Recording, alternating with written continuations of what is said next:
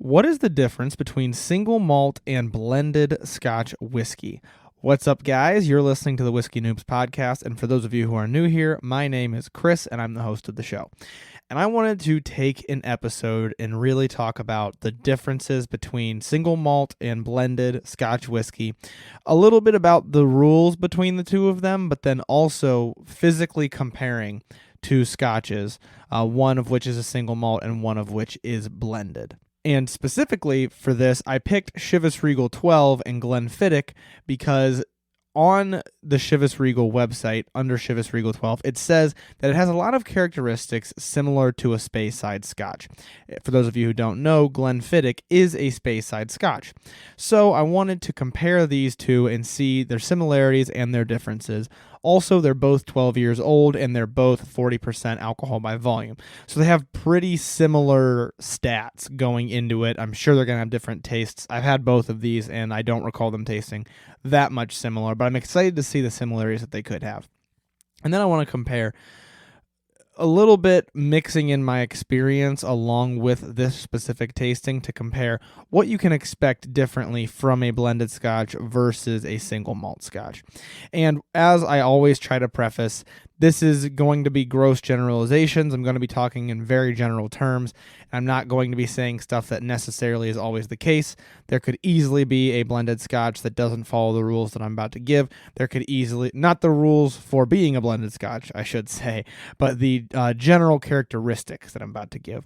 And there could easily be a single malt that does not follow the general characteristics that I'm going to give when I'm comparing and contrasting these two specific whiskeys.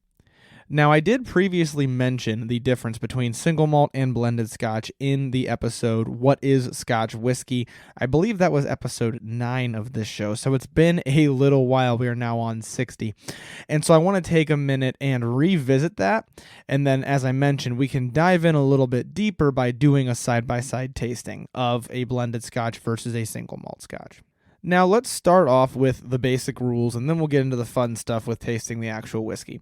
But what specifically is a single malt? For those of you who haven't been around since that Scotch episode, you might have heard the term single malt a lot in the media, and it makes you really wonder, like, what does that even mean? And when I say the media, I mean like pop culture and in TV shows and just all the time. People like to throw around single malt. I think it gets thrown around a lot in pop culture because it gives this sort of indication that the person knows more about whiskey than just face value of whiskey. They say, oh, I'm drinking a single malt. And it gives this sort of impression that they're a little bit higher society. They know a little bit more about whiskey than just drinking any old bottle of whiskey. They're being picky, choosy about it, etc. And for that reason, I think there, at least for me when I was getting into the hobby, there's a little bit of kind of confusion, a little bit of mystery around this whole single malt thing. It makes you wonder, like, what's the deal with this single malt? What's the big deal? And so I think it really gets perpetuated, and sometimes we honestly lose the merits of blended whiskey. So for those of you who don't know, all of Johnny Walker's big flagship whiskeys, Johnny Walker Blue, Black, Red, they're all blended Scotches. And Johnny Walker is really known for how well they blend the Scotch, and they also have excellent marketing, so I don't want to pretend like they're just the perfect blended Scotch, but they're really known for that. And the art of blending Scotch, or blending any whiskey in general, still is an art form. And I've mentioned this in previous episodes, especially when people ask me about my preferences and things. I don't really have a preference of single malt versus blended, and we're about to get into a review explaining why that is. But for the actual rules, what is single malt? What does that term mean? Single malt, in both Ireland and in Scotland, actually, means that it's distilled from water and malted barley only. So the mash bill is water and malted barley. And a lot of people think that's where it gets the single name from, because it's only using a single malt, the malt being the malted barley. But actually, that comes from the fact that it is only distilled at one distillery. That's where it gets the single from in the name. And so a single malt, not only does it need to be only malted barley in the mash bill with water, of course, but also it can only be distilled at one distillery. So the entire process has to take place at one distillery. And it can't if you're blending multiple barrels together of the same single malt, you can't blend ones from different distilleries. So that doesn't necessarily mean it needs to be single barrel. I don't want to make any confusion there. You still usually blend together large batches of barrels when you make any type of whiskey. But it does mean that all of those barrels of the Scotch have to come from the same distillery. Everything had to be distilled at that one distillery. Another rule that I actually forget about often is that they do have to be distilled in pot stills. A pot still is a specific type of still. I've talked a little bit about the difference between pot stills and column stills. But the other main type of still is a column still. And blended scotches can use a column still, but single malt scotches cannot. And the theory behind pot stills versus column stills in general is column stills make the whiskey stronger. Pot stills tend to preserve more of the flavor is kind of the very, very, very general rule. But there you can get very specific with still geometry, so I don't want to get too deep into that in this episode. But what's important to remember is single malt, pot still. Blended, could be pot still, could be column still, could be whatever you want. Now, that leaves the question, what is blended Scotch? And blended Scotch is basically something that doesn't have to conform to those rules. It could have multiple different types of grains. It doesn't necessarily just need to be malt. It doesn't just need to be malted barley.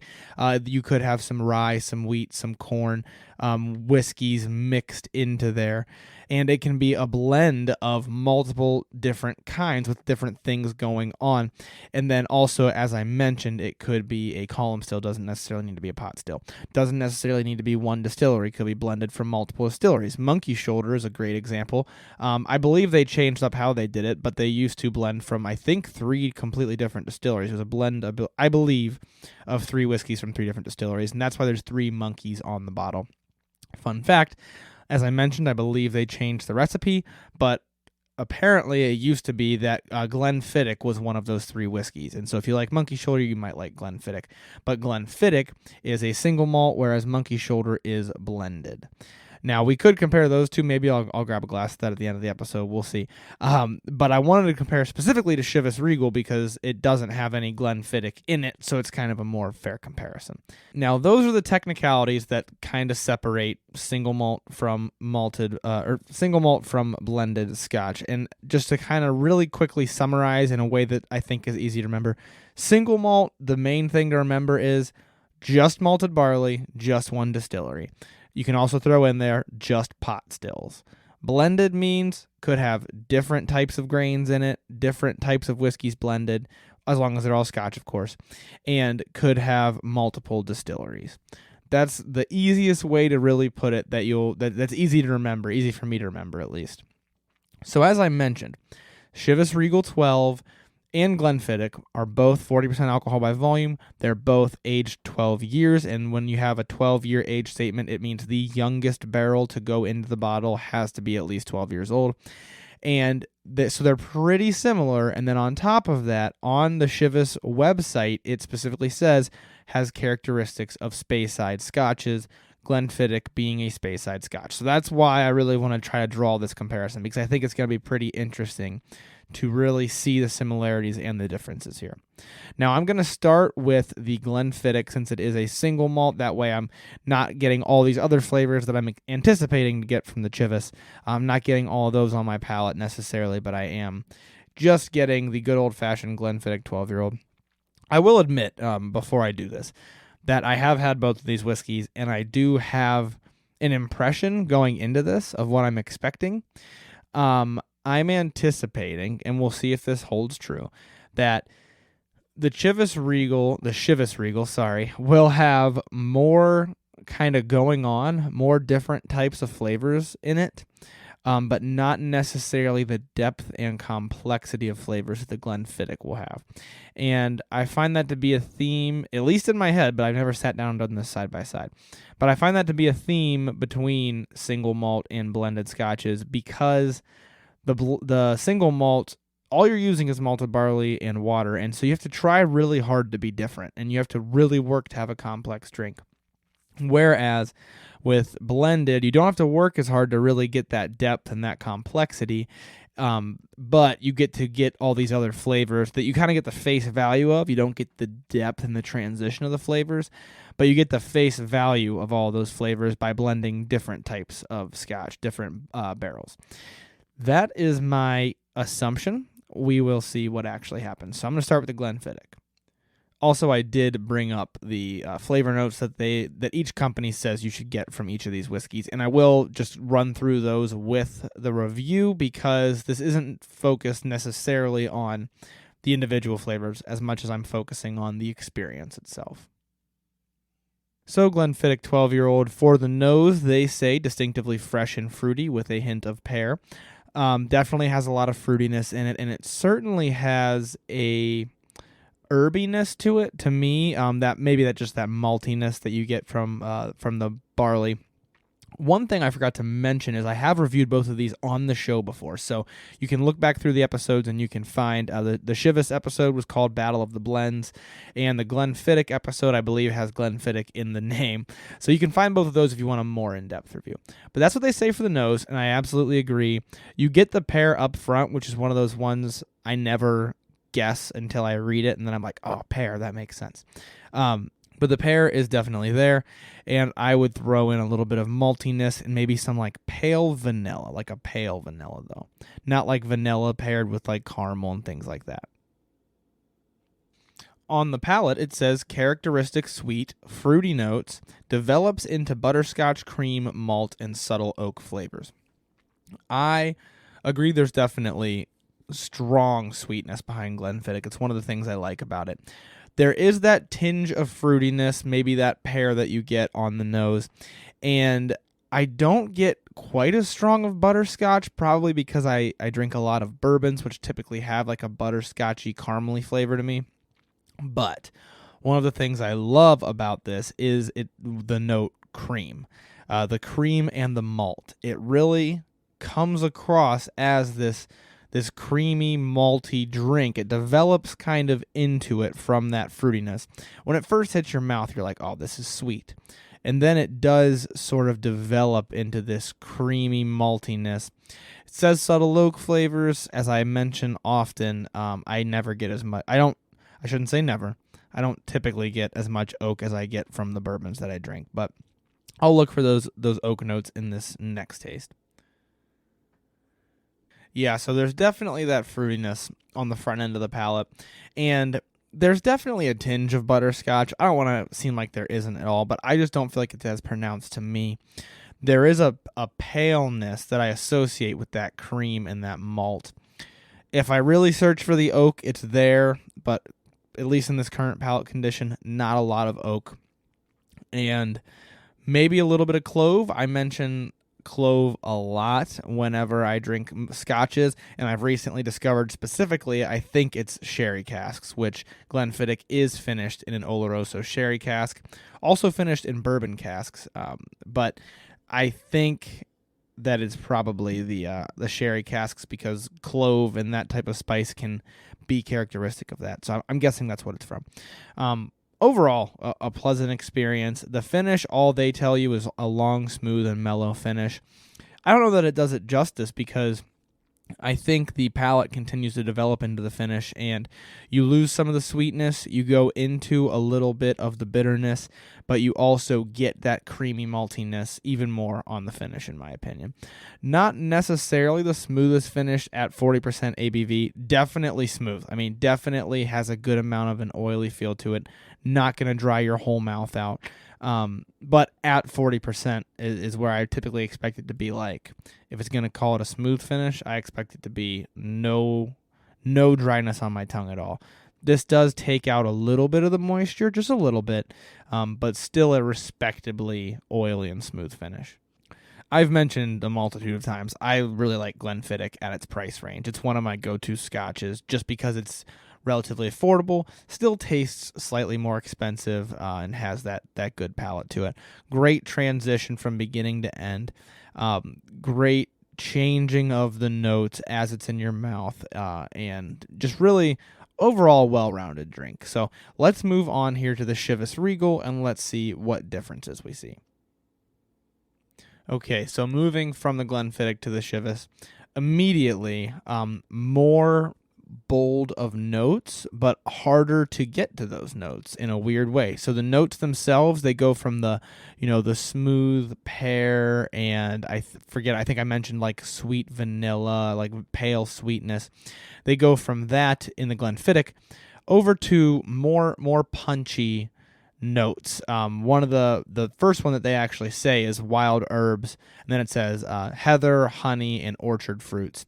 And immediately the wild herbs are there, which is a punchier type of flavor than like a vanilla and pear. But it is a little bit harder to get to those flavors. I get a little bit more of the ethanol and a little bit less of the flavors. Not necessarily ethanol, but just the overall alcohol burn, I guess is what I mean. And a little bit less of the flavor. But the flavors are punchier. They are more pronounced in terms of the type of flavor. I don't want to say pronounced. That was a bad way of putting it. Punchy is the only way I can think to put it. And then definitely still a little bit of sweetness, the honey and the orchard fruits that they say. But I think the sweetness is a little bit dulled when compared to the Glenfiddich. And so maybe I'm getting a little bit less of it here. But let's go ahead with the palate. One thing that I forgot to mention is those wild herbs that it mentions, to me, has just a touch of a peatiness to it. And I don't know if there's peated scotch actually in this. I don't remember if I ever end up looking that up. But it just has that little bit of smokiness to it that I get from like Johnny Walker. Maybe that's just totally in my head. Maybe I'm associating it with something else in this. But it has just a touch of it. But let's move on to the palate. Yeah, so there's a lot going on with that palate. Between each stage of the palate, I get that little bit of burntness to it, that little bit of smokiness. That's the word I'm looking for. Can't bring it to my brain today. I get that throughout each stage of the palate, but there is a good amount of other things going on. They say honey. Let me read to you exactly what they say first. Round and creamy with a full, rich taste of honey and ripe pears alongside vanilla, hazelnut, and butterscotch notes.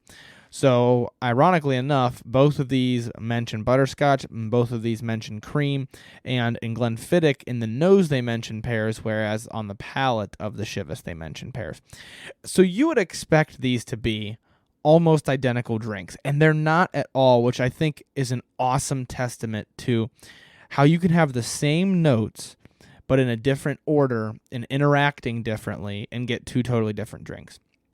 So, as I mentioned, they say that you get a little bit of a full creamy honey ripe pears to the Chivas, and I find it to be less creamy than the Glenfiddich, which is funny because when I drink it by itself, I'm like, oh yeah, it has like a creamy and honey. That gives you a pretty good image in your head, I think, of that type of a note. Whereas when I compare it to the Glenfiddich, I'm like, oh, I think it's more there in the Glenfiddich. Also, the pear is definitely there. They actually mention vanilla, whereas Glenfiddich did not, and I do think they both have some vanilla. And I'm going to try it one more time, but they also mention hazelnut and butterscotch. I think I would pair that hazelnut with the smokiness that I get and say that probably belongs in that category. But I'm going to take another drink and compare once again to these notes. Oh, yeah, so as that Glenfiddich flavor is kind of leaving my palate and I'm adjusting to this Chivas, more cream on that one. Definitely more fruitiness that almost is like the mouth-watering, just a tiny touch sour type fruitiness, almost like a very slightly sour pear. The hazelnut is probably there. Butterscotch, I'm going to kind of go the way that I went with Glenfiddich and say I would compare it to butterscotch with the sweetness and the vanilla that it has, but not as strong as I've had in other whiskeys. I always consider butterscotch and caramel to be very similar, and I'd say it's a lot stronger for me in bourbons than it is in either of these whiskeys. Overall, a pleasant experience. At least in this first sip, or these first couple of sips, the finish is significantly less smooth than the Glenfiddich, and they actually mention for finish, they don't put smooth. They just put rich and lingering on the Chivas. So I'm kind of glad they don't put that because it does dry out your tongue a bit more than the Glenfiddich did. Again, a bit more than you'd probably expect at 40%, but neither of these are high dollar bottles, so I don't want to make it seem like they stink or anything. These are both pretty low dollar scotches. So overall, a pleasant experience. Once again, punchier flavors and a lot going on, but I want to talk about the differences. So first, I'm going to do a side-by-side taste. I'm going to go Chivas and then Glenfiddich. I'm going to take a breather, and then I'm going to go Glenfiddich to Chivas, and I'm going to try to really get a good comparison between the two. Forgot to mention with the Chivas, definitely a little touch of clove as well. As I mentioned, there was in Glenfiddich as well. Okay, so once again, what I just did was I took a sip of the Chivas, and immediately I tried it, I let it linger on my palate, and then immediately took a sip of the Glenfiddich. And then I let myself sit for a while, let my palate reset for a second, and then I went Glenfiddich immediately to Chivas. And I think I may have thought of the perfect way to summarize the difference between these two specifically, and also kind of an overarching theme that I see between single malt and blended. Going from the Chivas, the blended scotch, to the Glenfiddich, the single malt scotch, it was immediately apparent that the Glenfiddich was more welcoming but boring compared to the Chivas at first. And then as it sat on my palate, it really started to develop into these other flavor notes, as I've mentioned how the palate of Glenfiddich kind of develops. Going from the Glenfiddich to the Chivas, it was immediately harsh on my palate and kind of offensive. And then as it stayed on my palate and lingered a little bit, I got all these punchy flavors that you don't get from the Glenfiddich. And I think that is a great way to summarize what in my head is the difference in experience between a single malt and a blended. A blended scotch, you get all of these notes, but they're almost delivered simultaneously, and they're almost more punch to your palate in a way that's not so bad, depending on how well it's blended. They're almost more offensive to your palate. Kind of, you can think of it kind of like going to something higher proof, if you've ever made that leap to the higher proof, the barrel proof, the cask strength. Those usually have more flavor, but are also more offensive. Kind of the same idea. Whereas the single malt, it was significantly less offensive, significantly more welcoming, but also, at least in the first part, at least until it developed and until my palate kind of got rid of the Chivas, at first it was almost boring. It was kind of like all of these smooth, creamy, sweet flavors that I just got punched in the mouth by the Chivas, or the Chivas. I'm going to keep doing that. If you didn't hear the first Chivas episode, I called it Chivas the entire episode, because that's how it's spelled to me. My last name is Chapinar with a CH, so. But anyways, I think that's a great way to put it, is that the single malt is almost more welcoming, more mellow, whereas the Chivas is more harsh, or I guess blended in general, more harsh but more going on. And I've seen kind of that in my experience on multiple occasions, because I've had single malts where I am just bored, and I've had blends where I'm like, this is incredibly smooth. I think Johnny Walker Blue is a great example of this. Incredibly smooth, incredibly oily, very mellow in its own regard, especially compared to the other Johnny Walkers, but still almost harsh if you drink a few sips in a row. It almost builds on your tongue with this little bit of harshness. And I've never really put that to words in my experience with Johnny Walker Blue until now. I'm realizing I think that's kind of what it is. And now, if you have different experience with single malt versus blended, I don't want you to take this for gospel. This is my palate. This is my experience. This is the whiskeys that I have had, my experience with them. So you could absolutely have a different experience, and there could absolutely be exceptions to this rule. But comparing these two, which I think are relatively similar, honestly, you get a pretty good idea of the stark comparison between these two whiskeys that at face value should be similar, one of them being blended, one of them being single malt. And that is where I really want to say that no one is better than the other, because it kind of depends on what you're going for. And I don't want to make it sound like, oh, single malt is boring because it's single malt. No, it's actually really exciting when you drink it on its own. My point is going from something that was so aggressive in comparison, so aggressive, and then going to the single malt was a little bit boring. But if you are just drinking a single malt, you won't be bored by any means, especially a more expensive one. Similarly, if you just drink a blended one, you're not going to be offended. Your palate's not going to be offended. If you're not comparing it to something that's incredibly inoffensive, your palate won't be offended by it, and you'll get all of those flavors. And so they really both have their place depending on what it is that you're looking for. So I'm really glad that I did this. It kind of confirmed my bias, and so maybe it is just my bias speaking here, but I'm really do believe, especially for the blended side, single malts get plenty of recognition. Everybody knows single malts can be delicious. Usually the most expensive scotches are single malts. But I really want blended scotch to get the recognition that it deserves, because blended scotch can be very good, and it is a little bit of an art form, figuring out how to blend all of these whiskeys together in order to get the flavor that you want. So I'm very curious. Hopefully some of you guys tried this at home. I did put this on this month's email list if you subscribe to the email list. So I'm hoping everybody at least had a similar experience to me, or has some constructive feedback / criticism on this. I'm excited to see what everybody thinks. If any of you did try this, feel free to message me and email me. Message me on Instagram at whiskey_noobs, or email me at just whiskey noobs podcast at gmail.com, and let me know what you think, because this was certainly a very interesting exercise, and I might do more single malt versus blended, not often, but in the future, do another episode similar to this and see how I feel about it, because it was a very interesting deep dive into the world of Scotch, and specifically with these two, Speyside.